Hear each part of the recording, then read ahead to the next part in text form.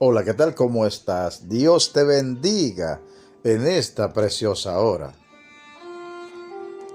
El devocional de hoy se intitula Un Dios verdadero no puede ser reducido a nuestra propia interpretación. Una aportación de nuestro hermano Marcos Quereques, de Buenos Aires, Argentina, sobre los estudios del profesor Vernon McGee, y una edición especial para YouTube de nuestro hermano Jorge Mario Vidán.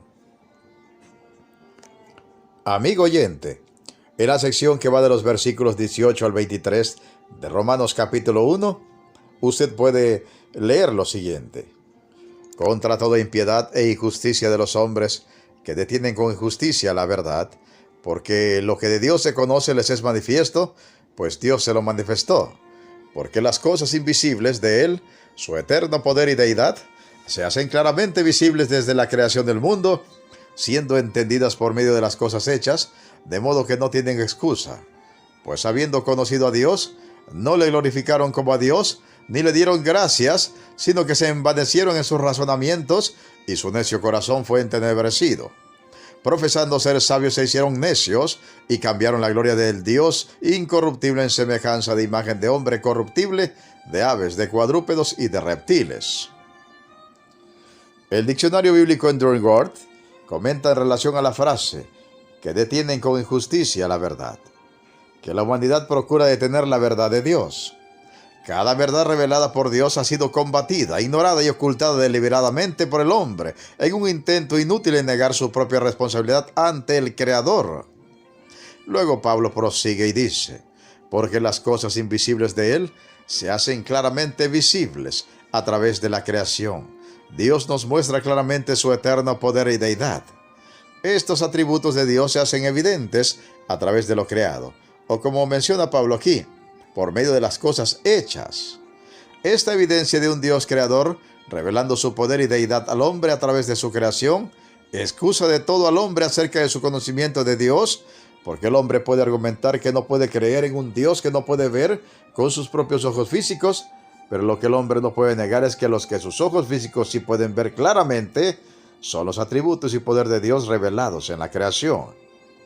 Dios ha dado una revelación general que es obvia tanto en la creación como en la mente y en el corazón del hombre. Así que usted no puede negar que existe un Dios porque, aunque sus ojos físicos no pueden verlo, usted sí puede ver con sus propios ojos cuáles son los atributos de Dios. Y estos atributos de Dios no son ocultos, sino claramente visibles. El carácter universal de esta revelación y su claridad innegable dejan al hombre sin excusa para rechazarla. Lenski hace la siguiente sentencia al respecto. Los hombres no pueden acusar a Dios de ocultarse de ellos y por tanto excusar su falta de religión y su inmoralidad. ¿Y cuál es el resultado de no darle gloria a un Dios que revela claramente su poder y deidad a los hombres?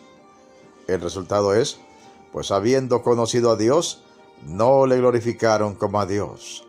El problema no es que el hombre no conocía a Dios, porque el hombre sí lo conocía a través de la creación. El problema es que aún conociéndole, el hombre rehusó glorificarle como a Dios. Es decir, es como si salvando las enormes diferencias, usted tuviera la oportunidad de apreciar con sus propios ojos una pintura de un gran pintor de tiempos pasados, como puede ser por ejemplo Rembrandt o Van Gogh, Monet u otros. A pesar de que usted no puede ver con sus propios ojos al pintor de semejante obra de arte, usted sí puede a través de la belleza y genialidad de aquella pintura conocer cuáles fueron los atributos artísticos de su creador. Es decir, usted no necesita ver al pintor con sus propios ojos para saber que se trata de un genio con un talento único, porque a usted le basta con solo echar una mirada a sus geniales producciones artísticas. Es como si a pesar de ello, en vez de hacer un reconocimiento y alabanza del genio que pintó aquella pintura, usted se envaneciera y negara tal reconocimiento y alabanza y la atribuyera a la misma obra, como si ésta se hubiera creado por sí misma o si algún otro elemento externo pudiera haberla creado. Esto, querido oyente, es lo mismo que el hombre vano y necio hace cuando conoce a Dios, pero no le glorifica como a Dios. ¿Y qué es lo que el ser humano hace entonces? En lugar de glorificar a Dios, transforma la idea de Él en formas e imágenes más cómodas para sus corazones oscuros y corruptos. Es así como surge una imagen propia en el hombre acerca de Dios, una imagen artificial inventada y conveniente. Pero esta imagen deformada y cómoda acerca de quién es Dios no cambia a Dios. Dios sigue siendo el mismo. Lo único que produce esta imagen distorsionada de Dios en nosotros es hacernos más propensos a creer en más y más mentiras, y como resultado nos coloca bajo mayores dosis de la ira de Dios. Al parecer, los hombres no pudieron resistir la tentación de crear a Dios a su propia imagen corrupta, e incluso en una imagen colocándolo a la par del hombre mortal, o incluso por debajo del hombre mismo, como aves, cuadrúpedos y reptiles. Trágicamente, ineludiblemente, nos convertimos en el Dios al que servimos. Los antiguos que visitaban el Egipto de los faraones se horrorizaban de que dentro de aquellos enormes templos y servidos por una multitud de sacerdotes y alimentados con abundancia de manjares, no hubiera un hombre considerado un dios o un dios representado con una escultura de figura humana, sino animales de los más bajos como podía ser un buey o un cocodrilo.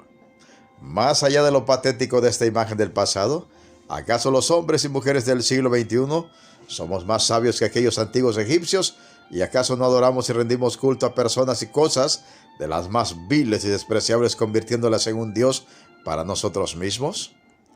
Es absolutamente esencial que comparemos constantemente nuestra propia concepción de Dios con la realidad de quién es Dios, tal como se nos revela en la creación y en su palabra. Nosotros también podemos ser culpables de adorar a un Dios hecho por nosotros mismos. ¿Y acaso aquellos que somos hijos de Dios por la fe estamos exentos de esto? ¿Acaso nosotros que conocemos a Dios y lo tenemos por Padre no somos tentados también, junto con los incrédulos, a hacer un Dios a nuestra propia imagen y conveniencia? Spurgeon dijo al respecto: podrás notar amablemente que el conocimiento no sirve de nada si no conduce a una práctica santa. Ellos conocían a Dios, dice la palabra. No les aprovechó conocer a Dios porque no le glorificaron como a Dios. Así que mi amigo teólogo allá, que sabe tanto de las doctrinas, no importa lo que pienses o lo que sepas, a menos que te lleve a glorificar a Dios y a estar agradecido. ¿Cuál es su imagen acerca de Dios?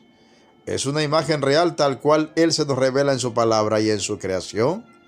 ¿O es una imagen ficticia, adaptada a su imagen personal acerca de cómo es Dios? Tal vez usted se ha creado o ha adoptado de otros la idea de un Dios que es conveniente para cómo usted vive. ¿Acaso tener una idea no real acerca de quién es Dios cambiará a Dios? Por supuesto que no. Creer mentiras acerca de Dios, quien es la verdad máxima, solo le hará más propenso a oír y creer y aún a defender mentiras y más mentiras. ¿Cuál será su imagen acerca de Dios? ¿Será una imagen creada a su propia imaginación y conveniencia? ¿O será una imagen real acerca de quién es en verdad Dios, el Creador que nos reveló claramente sus atributos en la creación? Cual sea, en fin, su imagen de Dios, es lo que determinará qué tan cerca estará usted de la verdad y qué tan lejos estará de la mentira. ¿Cuál será, en fin, su imagen acerca de quién es Dios? ¿Será una imagen artificial y conveniente? ¿O será una imagen real que le llevará a humillarse, servir y adorar al Dios vivo y verdadero? Meditemos y reflexionemos en la preciosa palabra de Dios y pongamos toda nuestra fe y todas nuestras obras en el Señor Jesucristo. Se despide de ustedes un siervo de Cristo y servidor de todos, Pedro Navarro Cartagena, desde los estudios de grabación de la Iglesia Cristiana, La Viña de Jesucristo, ubicada en Progreso, Yucatán, México.